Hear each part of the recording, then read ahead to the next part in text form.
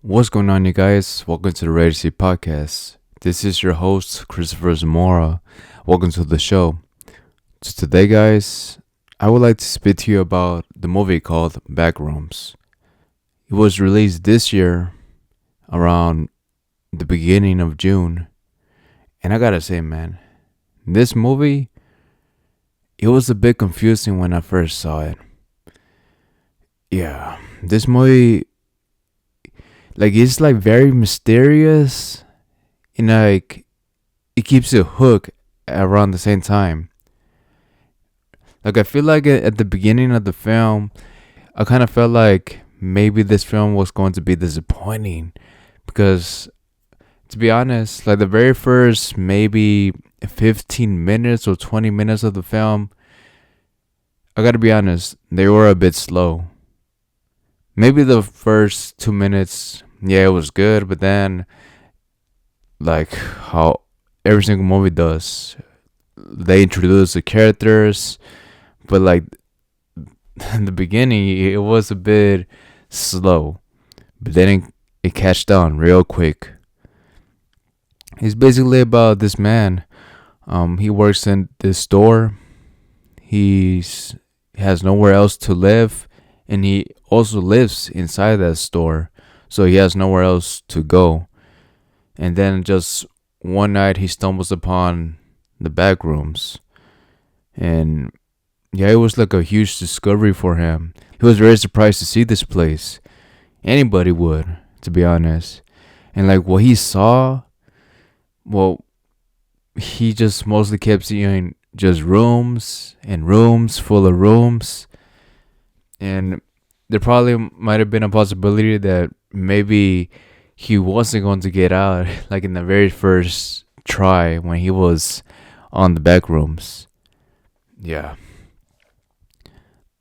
I feel like maybe he was going to get lost, but to be honest, he didn't. That's a good thing. He was able to find his way out because I think maybe I might have gotten lost my first try. Dude, maybe not. Maybe I could have gotten out. But yeah, that was the crazy part. Him going inside, and then he just stumbled upon the Backrooms place. And he tried to told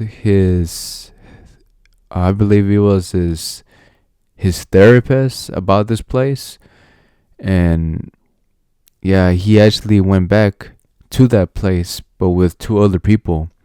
But before he actually went back with the two other folks there, I noticed that he saw a couple of shoes on the Backrooms. He saw a pair of sandals and also a pair of shoes. I noticed that those same shoes and sandals, the man and the girl that went with the main character to the Backrooms, they were wearing the same type of shoes. And I was like, wait a minute, what is this? The Backrooms already knew that he was actually gonna go bring these two other people inside the Backrooms. Yeah, it was very strange. And basically, that was the last time that he actually attempted to go inside the Backrooms, because he never got out of it ever again until the therapist actually went inside the Backrooms and tried to find him. And I think it was maybe he was missing for at least 2 weeks or 3 weeks. Maybe I might have missed that in the movie, but I feel like he was missing for some time. And yeah, his therapist, she kind of felt like this guy needed help, and so she still went to the store where he works at, and she actually stumbled upon the Backrooms as well. And for her, yeah, she couldn't believe it as well when she went inside the Backrooms. This place, it was just never ending. It's just a huge yellow place full of rooms, and it keeps on going on and on. It's a huge maze, basically. And the man, let me see. Let me just. What was his name? I kind of forget his name. So his name was actually Clark. That's the main character's name. He's played by Giuliano Ejiofor. I remember this man. He came out on the movie 2012, and he also came out on the Doctor Strange film. Yeah, I believe so. Yeah, but he came out on this film, and yeah, he did a one hell of a job playing that character. That scene when he was with the lady on the backrooms, like on that dinner scene. To be honest, he was a bit confusing what he was saying. Maybe it might have made sense, but I did not actually looked at a breakdown video of the backrooms. To be honest, of the movie. The crazy part is there was like a monster or whatever it was that looked just like him. It was creepy. I don't know why. And that same monster actually ate him. Yeah, that was the crazy part as well. So it ate him, and now the lady was trying to escape this place. And what she found in this place was different kinds of rooms that had like houses, furniture, like furniture that maybe she grew up seeing around her. It was just so weird. Like the whole concept of the back rooms, it is a very mysterious type of place that maybe it's like a, how you say it, it's like a symbol of maybe stating that this is like maybe hell or something like that, or it's like a nightmare that you're not supposed to escape. Basically, that's what I thought about it. It's just a place that if you keep on looking further into something, then you probably might never escape it. I don't know. It was just a strange film. Even like the researchers, they're still researching what the backrooms is because the lady, she was able to escape this place, and they actually found her. Like some scientists that are researching the backrooms, they found her, and so they questioned her. They questioned her what she saw, or what maybe could possibly be what the backrooms is. I don't know, just never ending questions about the backrooms. And right at the ending, we actually got to saw like a person that looked just like her as well. Like right at the ending of the film, man. And I was like, what the hell? Where did this thing came from? Or like where have they come from? Like is this supposed to be like a spirit or something of people that have actually gone in there? Yeah, like to be honest, that part it was a bit confusing to be honest. And that's what I mostly thought about this movie as well. Like it left me more with more questions than answers to be honest. But I still gotta give it to them, man. I still gotta give it to the director, Kane Parsons. It's a very mysterious film. Like you wanna know what is happening. Like you really wanna understand what is going on in this film. And so um we're actually getting a second film. That's the good thing about the Backrooms movie. Yeah, we're actually are going to get a second film for the Backrooms. Here's a couple of tweets that are big for the Backrooms. Here's one about the Hollywood Handle. It says right here the Backrooms has already grossed over 160 million globally, and the budget for the film was $10 million. That's a success. And adding to that as well, it turns out that the Backrooms became A24's highest grossing film of all time domestically in just 5 days. In just 5 days. So that is the highest film that's ever happened to this company, to A24.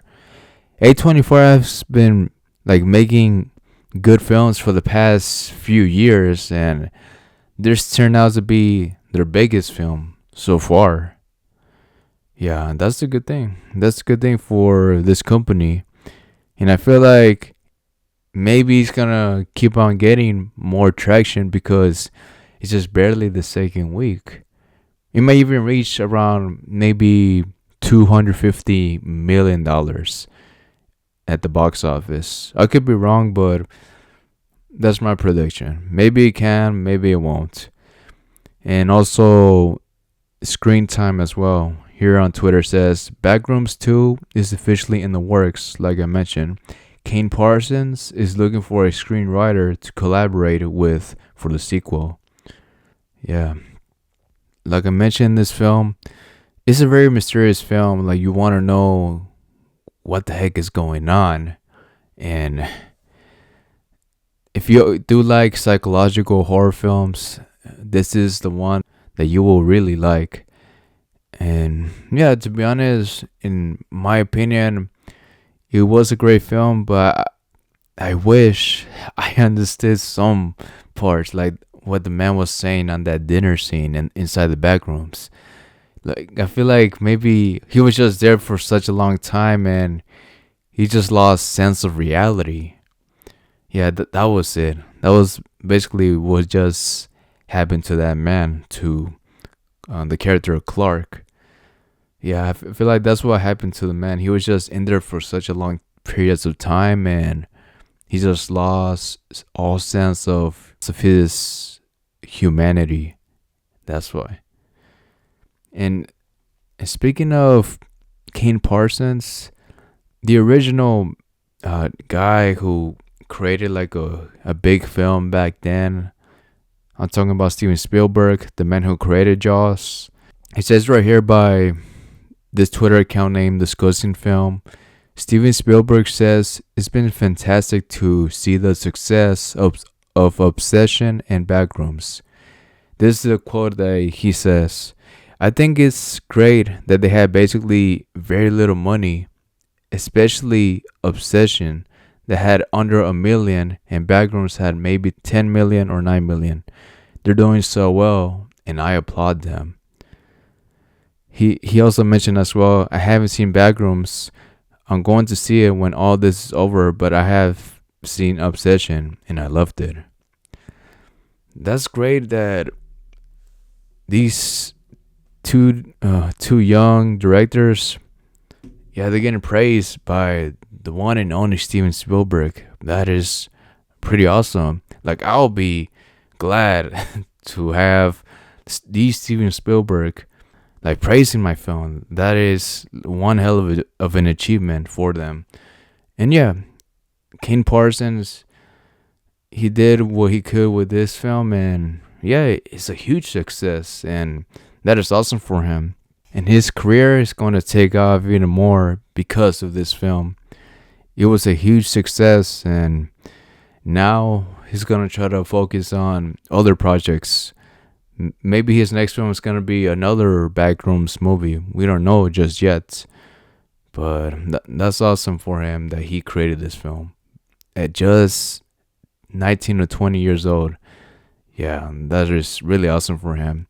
So what I give the score for this film, I will give it a 6.5 or like a 7 out of 10. That's my ranking for this film, to be honest, guys.